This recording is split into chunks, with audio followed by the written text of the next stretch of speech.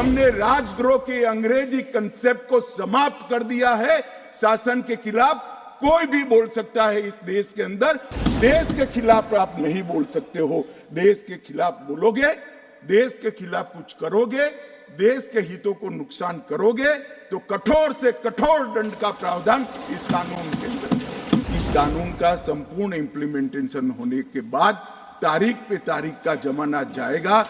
आज इस कानून को इस सदन के आशीर्वाद प्राप्त होने के बाद हमारी आपराधिक न्याय प्रणाली क्रिमिनल जस्टिस सिस्टम 19वीं सदी से निकलकर 2 सदियों का फासला काटकर 21वीं सदी में सीधी प्रवेश करेगी। आज कश्मीर से कन्याकुमारी और द्वारका से लेकर कामाख्या तक इस कानून के आने के बाद एक ही प्रकार की न्याय प्रणाली का चलेगी। इस कानून से राज्यद्रोह अब देशद्रोह के अंदर बदल गया है।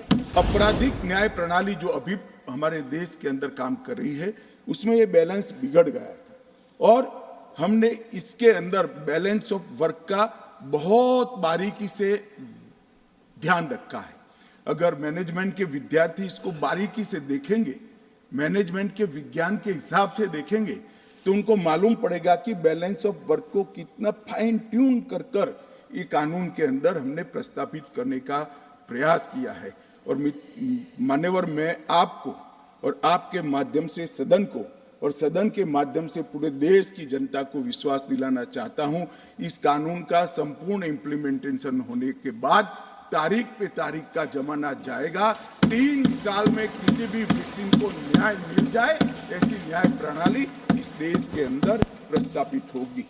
मान्यवर, ये लोग जो पूछते हैं क्या होगा इस कानून से, मैं आज उनको बताना चाहता हूं मान्यवर, आज इस कानून को इस सदन के आशीर्वाद प्राप्त होने के बाद हमारी आपराधिक न्याय प्रणाली क्रिमिनल जस्टिस सिस्टम 19वीं सदी से निकलकर 2 सदियों का फासला काटकर 21वीं सदी में सीधी प्रवेश करेगी। मान्यवर, क्या होगा इस कानून से?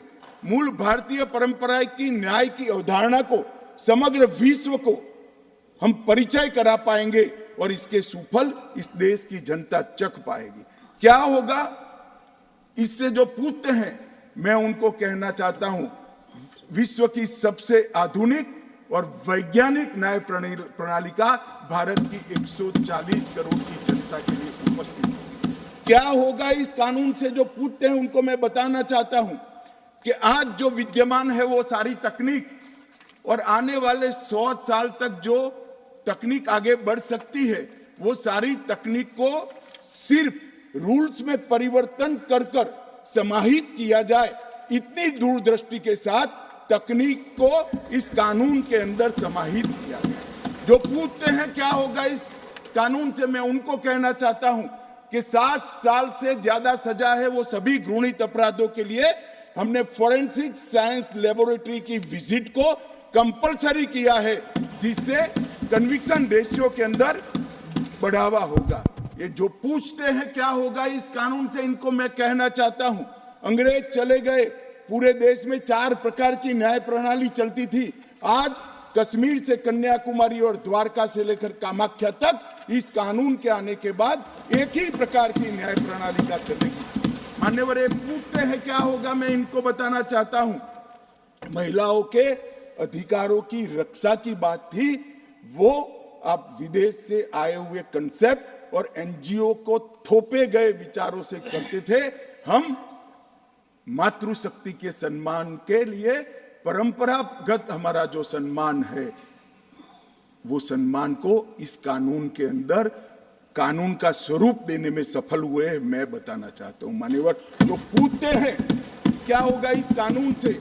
आजादी के 75 साल तक और 4 दशक से आतंकवाद का दंश झेलने के बाद इस देश की आपराधिक न्याय प्रणाली के कानूनों के अंदर आतंकवाद की डेफिनेशन नहीं थी। नरेंद्र मोदी जी ने जीरो टॉलरेंस टुवर्ड आतंकवाद का परिचय कराते हुए टेररिज्म की डेफिनेशन को इसके अंदर शामिल किया है। मान्यवर, जो पूछते हैं इस कानून से क्या होगा, मैं उनको बताना चाहता हूं कि इस कानून से राज्यद्रोह अब देशद्रोह के अंदर बदल गया है।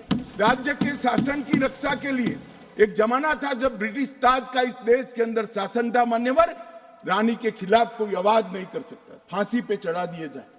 महात्मा गांधी हो, तिलक महाराज हो, वीर सावरकर हो, वो राजद्रोह के कानून में कई साल जेल में रखे और आपने भी इसका उपयोग बखूबी किया। इमरजेंसी के अंदर ढेर सारे लोगों को जेल में डाल दिया, ढेर सारे विपक्ष के नेताओं। मान्यवर, हमने राजद्रोह के अंग्रेजी कंसेप्ट को समाप्त कर दिया है। शासन के खिलाफ कोई भी बोल सकता है इस देश के अंदर। अब वाणी स्वतंत्रता का अधिकार भी है और लोकतंत्र है, मगर देश के खिलाफ आप नहीं बोल सकते हो। देश के खिलाफ बोलोगे, देश के खिलाफ कुछ करोगे, देश के हितों को नुकसान करोगे तो कठोर से कठोर दंड का प्रावधान इस कानून के अंदर है। व्यक्ति और देश के बीच में क्या अंतर होता है? डेमोक्रेसी का जो मूल विचार है, लोकतंत्र का जो विचार है, देश महान होता है, व्यक्ति महान नहीं होता है। मान्यवर, इसको इस कानून के माध्यम से हम ला रहे हैं।